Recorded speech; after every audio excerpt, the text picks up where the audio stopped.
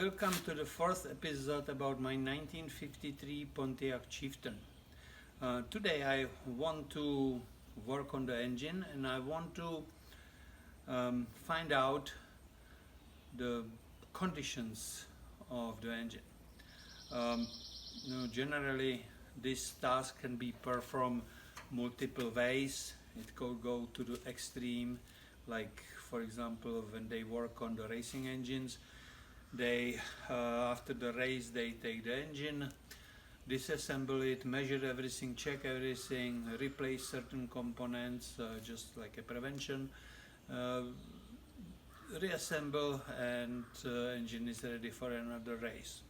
Another way, it's just take the engine, put it on the dyno, run tests, obtain the power characteristics, obtain the information about fuel efficiency and about emissions. So it depends what car, actually what engine you are working on, what your goal is, how much time you want to spend, what your resources are, that means what your tools and your skills too, and so on. This is an engine which is 17 years old. So using something like scanner and running the engine and watch different sensors and so on, it's out of question because it doesn't have it. So I will use just the basic method how to look at the engine and find out as much as possible. The first thing which I will do, I want to actually start the engine. I will pull out of the garage because I don't want to get poisoned, and we will just start doing that. So first thing, you will have to make sure that there is enough oil. Of course, when you have an engine which you approach for the first time, you have to first pretty much look and do something like a visual inspection. The goal of that is to find out if everything is there. If, for example, connecting rod it's not looking at you, just simply look for any obvious damages and so on. Well, I already done that because I had to. I even know that engine actually turns, which is important because you can have certain components stuck, for example valve, and it can cause damage if you try to start the engine without making sure that it actually turns freely. So first thing, I will check if I have enough oil there. So I will do that. It's here. So yeah, I have enough oil. It looks quite black. I don't know if you could see it like that. See that? It's really black. I changed the oil a long time ago, those 4 years ago, when we were moving here, and it was a little bit disturbing what I saw. So we have enough oil, black oil. Now I will look if we have enough coolant. Surprisingly, there is really coolant there, so that's also good. Now I will connect battery. So again, hopefully the starter will work because we work on that in the episode number 3. Okay, so we have that. Connect the minus. We have the light here, so we have some power coming. And I guess we can try to start the engine. Okay, I'm in the car. I connected the battery. I'm just holding the camera because I cannot really put it behind me, you wouldn't see it. So first thing, I'll put a key into the ignition, which is here, And now, if you remember, to be able to start this car, you have to put this selector into the neutral, otherwise it wouldn't start. And now I will turn on the ignition and watch these gauges, okay? So that gauge on the left, it's called ammeter, and it tells you if which direction actually current flows. You can see that the gauge actually, fuel gauge actually moved. This is oil pressure, and this is the engine temperature. So I will try to start it. Hopefully it will work. So ignition. Oh, okay. 1, 2, 3, 4.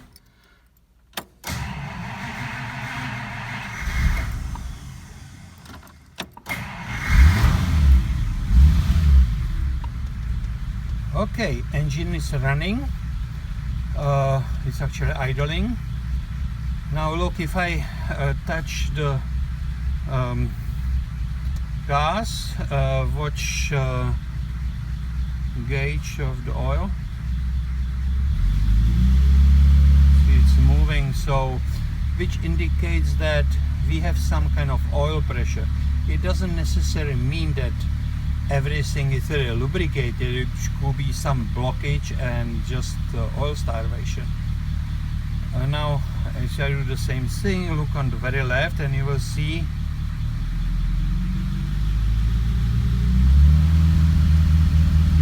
that we have a actually generator generates some power. So engine is running, and we have an oil pressure. I will move the car out of garage, so as I said, I don't want to suffocate, and I will get back to you. I drove out of garage. Engine is running. You can hear that it's running pretty smoothly. When you evaluate the engine like this, you just listen for unusual noises. What you hear there, clicking noise, it's a work press. It's for these engines it's pretty common. It could be a little bit quieter, but it's relatively okay. Generally, it's a good idea to look for anything burning, any leaks. I don't see anything yet. Only thing what I see here, I don't know if you can see it on the camera, it's kind of like it's a smoke coming, which would indicate some blow-by.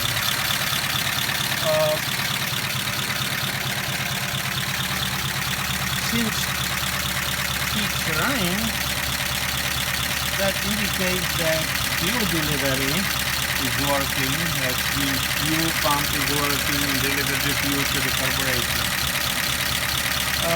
It seems that it's actually firing on all cylinders, but we will verify that.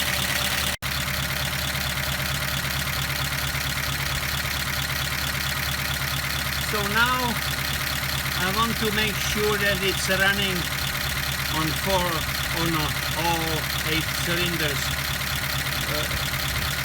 I just want to show it to you. So there are few ways how you can do that.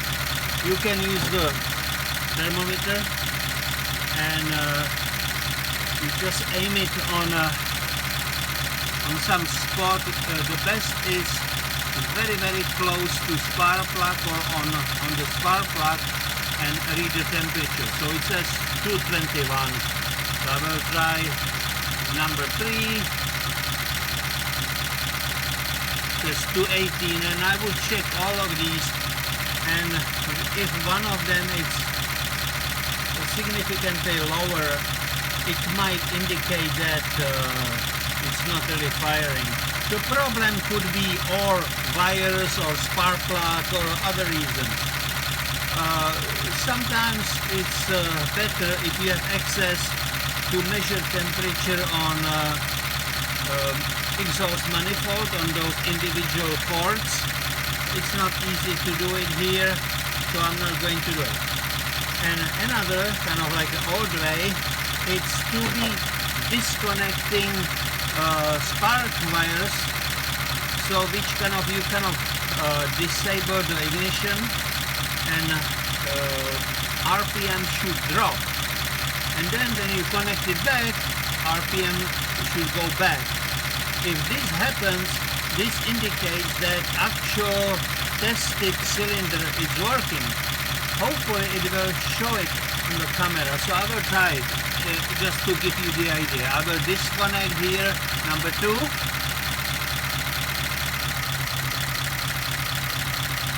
And you can hear that it dropped. Now I will connect it back and it will work again up. So you can hear it. I will do it on the number 3. See, this is really significant. Put it back. And you do it everywhere and you will get the idea which cylinder might not work correctly, okay?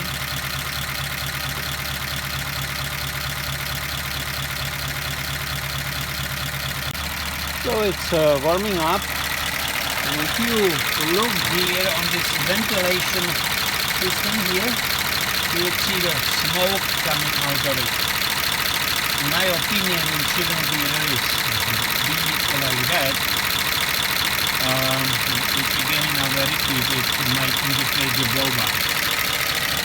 If you look in the very bottom there, on the end of that pipe over there, you see smoke. This is the same ventilation system, and it's the same issue. Go back the exhaust.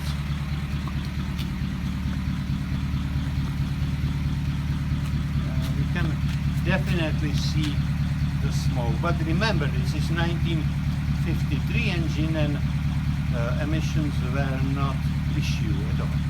Let's go to look on the gauges.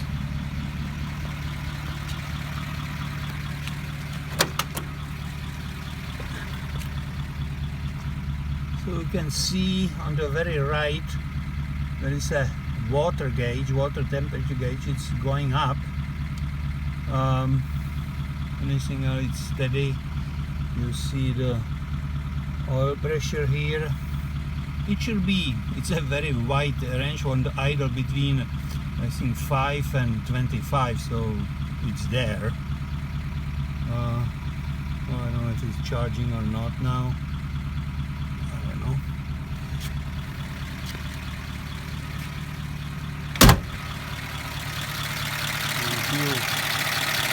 There is a thermostat here, so when it reaches a certain temperature it should open and there should be a flow of the coolant to radiator. So it's pretty hot, so I think it's open, but I'm not really sure if thermostat is there.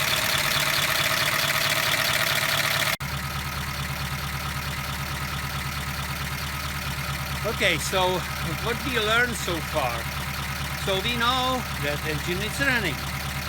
Ignition is working somehow. We don't know if the characteristics were okay, but we will see that later. We know that fuel delivery system works. We know that even the lubrication works. We know that cooling system might work correctly.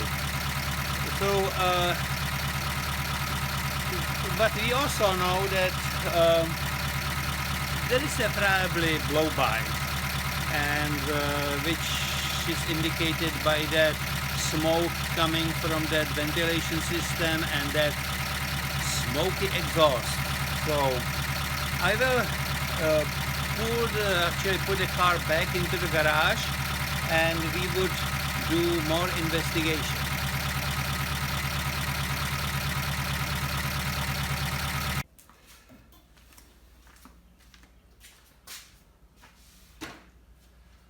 So now I will remove spark plugs, because looking at spark plugs it gives you quite enough information too. So I'll do it. It's pretty accessible. It's not like on some modern cars when you have to take a half of the engine out.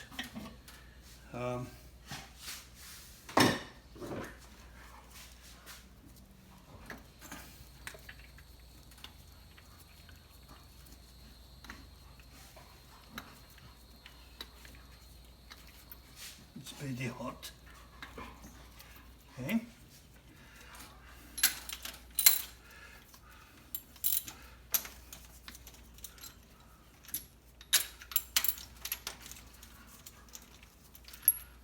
So I will take all of them out and I will get back to you. So I took those spark plugs out. They are here in the order, like this is 1, this is number 8. When you look at them, you pretty much clearly see there is a sign of burning oil. They are all the same. My guess would be that oil is getting into the combustion chamber around pistons, because we saw the signs of blow-by. I don't know if you would see this here, like that, maybe. Who knows? It's not a really big surprise because of the age of the engine, and I didn't get any indication that engine would be rebuilt.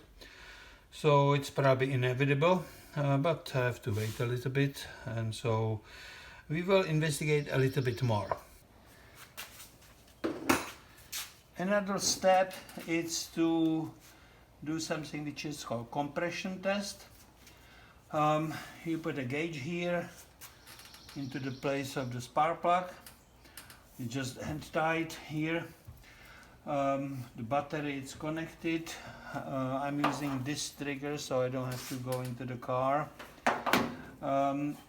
It's a good idea to open the throttle to the full open position. I also blocking in the full position choke, so there is a minimum resistance of air going into the cylinder.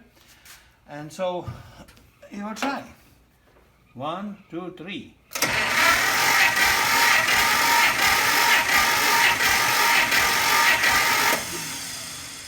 All right, you can see it reached 90 psi. That's well, it's not really too high. According to the manual which I have, this engine in a good condition should have something between 130 and 180, which is far from it, okay? So I will repeat the same test on all 8 cylinders. I will not really bother you to showing the repeating thing, and then we will continue.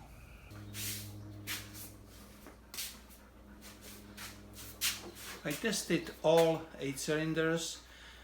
They are all around 90 psi plus minus, which is pretty low. So it's pretty clear that there is a low compression, there is some leak, and to find where the leak is, we would do something which is called a leak down test. I will use this gauge. This is the little kit which does that. I will have to prepare the compressor and set it up, and we will continue. Okay, this is the setup of leak down test. First, we will start on the cylinder number 1, which is this one.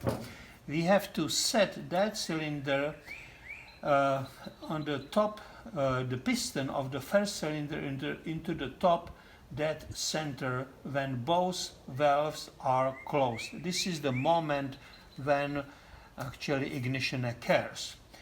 Then I screwed in this hose into the place of the first cylinder spark plug, this hose, and this hose goes all the way to this gauge. This gauge would be monitoring the actual pressure inside the cylinder number 1.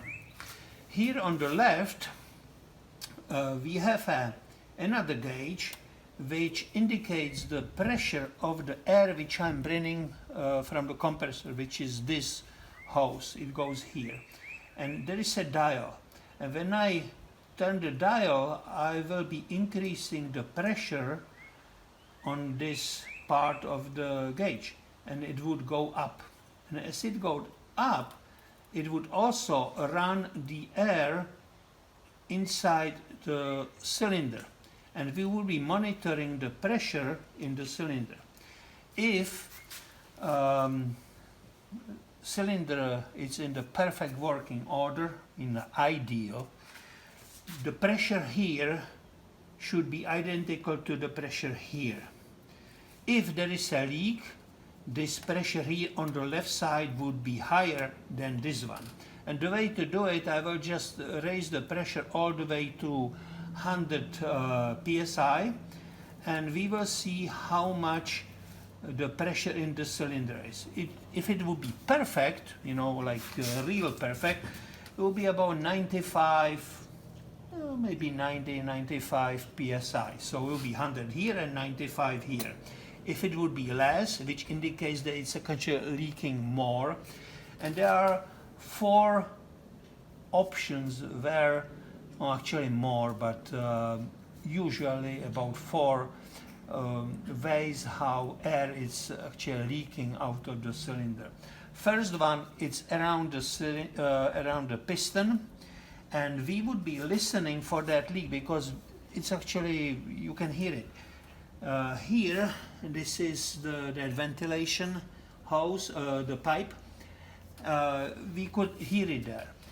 If there will be a leak through valves, it would be or here on the carburetor, which would indicate that the air goes through intake valve. If we would hear that at the end of the car, at the muffler, it would be indication of the leak through exhaust valve.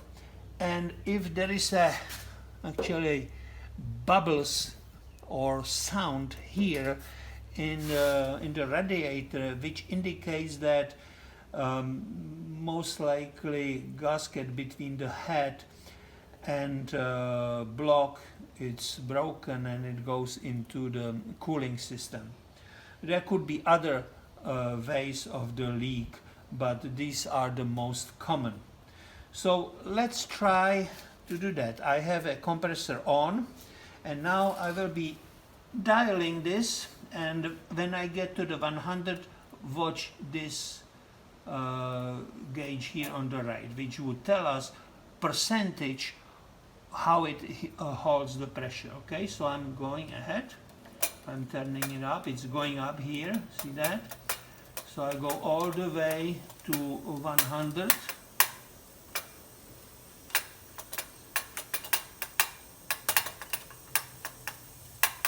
So I am at 100 psi, and you can see that we are at 20% or 20 psi, so we have a massive leak. And I already hear it, it's actually here. I don't know if you can hear it. Yeah, it's not here, and I don't hear anything at the radiator. I will go to look there.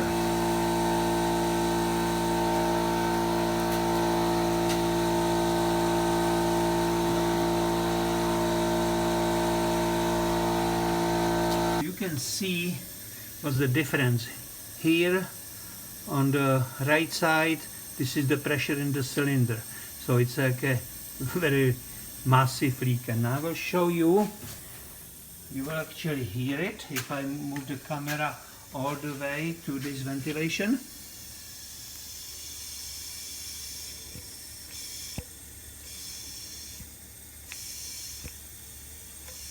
So it's pretty clear where it's leaking. So I showed you the cylinder number 1, and now I have to repeat the same thing, 7 more times. I always have to set that cylinder which I'm going to measure to the top, that center, at the end of the compression stroke. So it's kind of pain in the ass. I will do it on my own, and when I'm done I will again get back to you.